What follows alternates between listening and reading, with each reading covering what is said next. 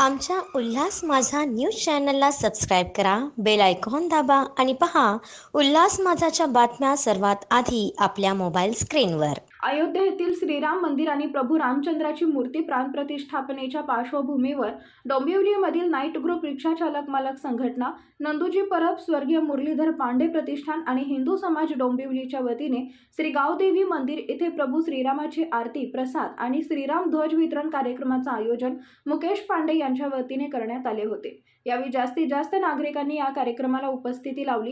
एकही नारा, एकही नाम, जय श्रीराम अशा जयघोषात हा कार्यक्रम संपन्न झाला।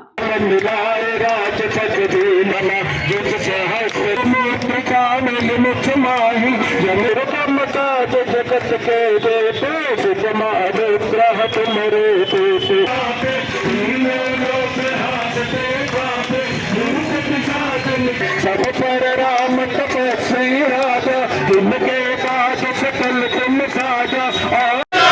जय श्री राम, जय श्री राम, जय श्री राम।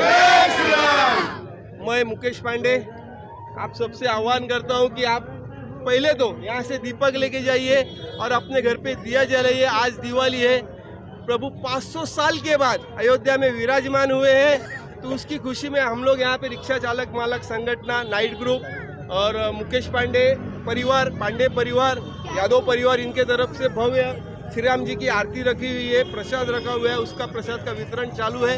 आप प्रसाद ग्रहण कीजिए और श्री राम जी की आरती करते रहिए और हमेशा बोलते रहिए जय श्री राम, जय श्री राम, बजरंग बली की जय, बजरंग बली की जय। आमच्या उल्हास माझा न्यूज चॅनलला सबस्क्राईब करा, बेल आयकॉन दाबा आणि पहा उल्हास माझाच्या बातम्या सर्वात आधी आपल्या मोबाईल स्क्रीनवर।